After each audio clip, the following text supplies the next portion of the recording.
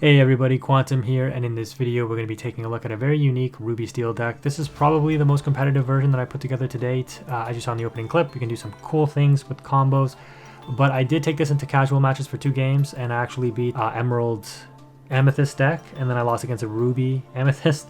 And so I want to talk through if you're looking for a deck that's really strong into the tempo decks.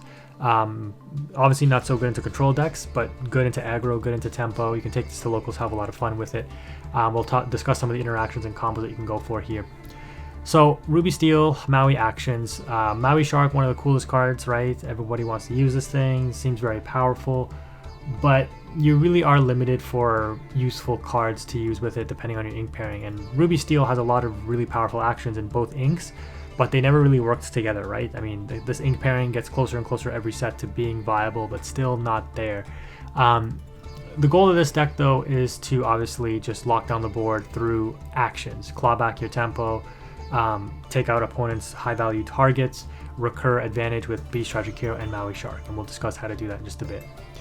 The deck curves out quite nicely, as you can see here on the cost curve. We only play 14 uninkables, so the majority of the deck obviously is going to be inkable, but a very healthy ratio there. Our character count on 1 and 2 synergizes very well. Moana and Smee both want captains in play. Moana so that she can challenge, and Mr. Smee so that when he's exerted, he doesn't take damage. And what is Captain Hook? Well, he's a captain as a 1-drop. What is Wendy Darling as a 2-drop? She's a captain.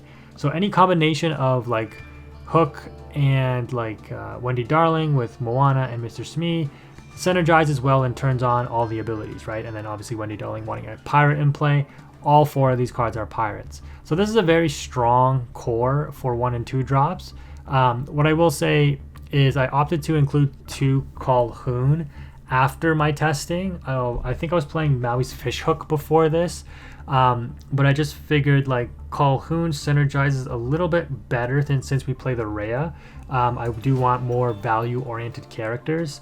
You could play 3 Calhoun, which I probably would recommend if you could cut another uninkable. I don't think you want to cut a Wendy Darling though, but again, you can play around with the ratios. But you get a lot of value out of this Rhea in this deck, I find. If you don't have a captain in play, you can ready up your Smee, prevent it from taking the 1 damage. You ready up your Calhoun for another challenge, ready up Maui. Ready up your 1-drops to prevent them from getting traded out. And even against other evasive threats, ready up your Wendy Darling, because she does get traded out into opposing genies, right, being a 2/4. But early on, she is a lot of offensive pressure that can be very tough to deal with. So yeah, that's your 1 and 2 drop package. A pretty decent package overall. I do think Captain Hook is kind of underwhelming, but in this particular build, and we'll discuss why, he actually has some additional value.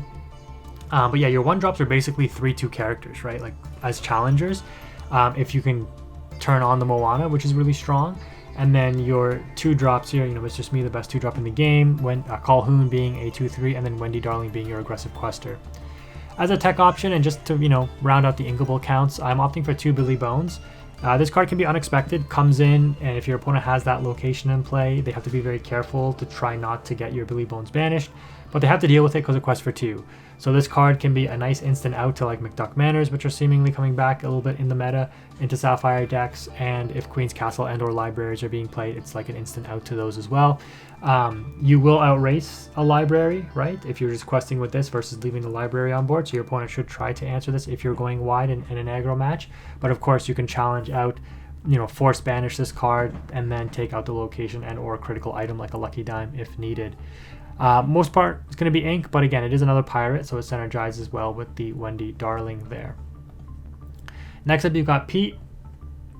Nothing to say here. One of your only counterplays against the heavy control decks, and you could say like you lose instantly to control. Not necessarily, but yes, control matchups are going to be tough for you with a deck like this. But then again, Amber Steel, right? Amber Steel is very versatile, but it loses quite hard to control decks. Well, at least when they're on the draw, let's say. But regardless, like Pete is really good for shutting down certain decks and giving you that extra turn when it's needed, and good into Amber Steel song, speaking of, right? Not just into like Ruby Sapphire and whatnot. Rhea and Pluto are interesting here at 4 and 3 each.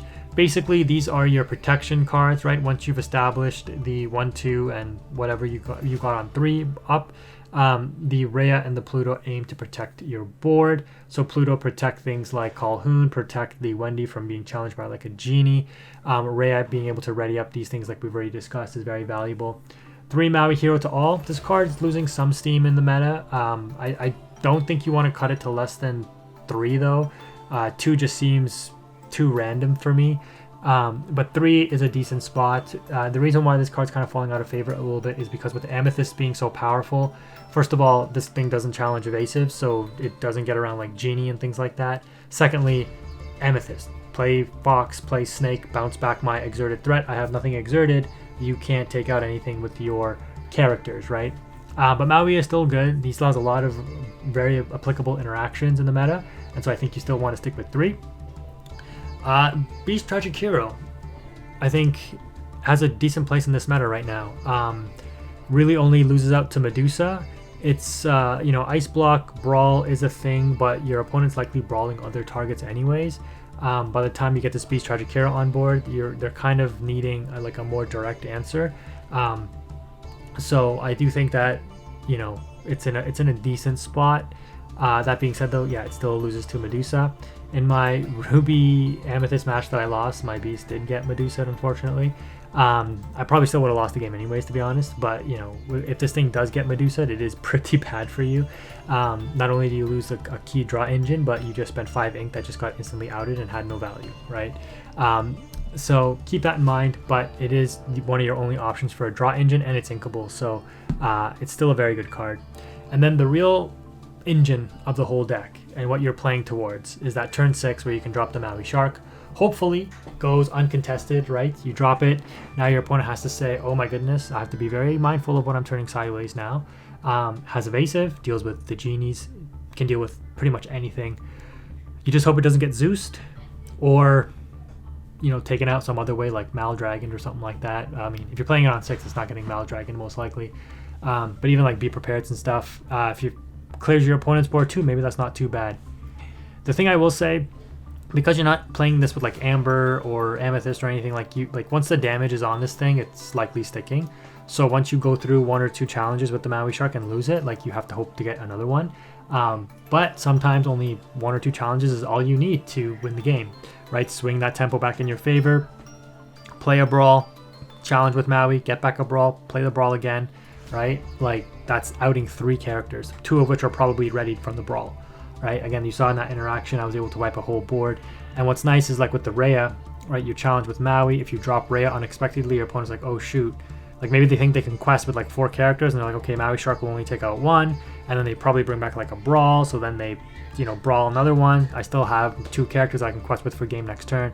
But then you're like Rhea, right? Challenge with Maui, get back a card, ink a card, ready up the Maui, play the brawl, challenge again, get the brawl back. Now you out 4. Well, I mean, you probably don't play 2 brawls within a single turn if you play the Rhea at the same turn, right? Because that's like 10 ink. But if you're on 6, you played this, the next turn you could play a Rhea for 4. You have 2 ink left over. Ink for turn to get to 7, right? Play the brawl, Maui Shark, challenge, get back the brawl, get back any spell, right? You can get back Fire the Cannons, which we play 3 of here. Can be very relevant. 1 random Baboom. The Pick of Fights, I will say, is also really interesting tech. Kind of like what I was saying at the beginning. Using it with Captain Hook is very unexpected and can help you get around a lot of the warded characters as well. Using it with Calhoun is also very strong.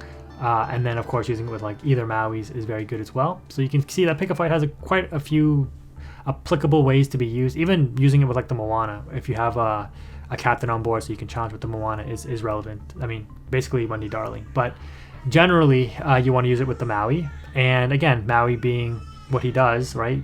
Being able to get back actions and stuff, you are able to regenerate the Pick a Fight. So if your opponent just constantly plays ready threats and is threatening to go for game, you just are able to recur this thing, hopefully, play it again, right? And then challenge with the Maui Shark, get it back, play it again.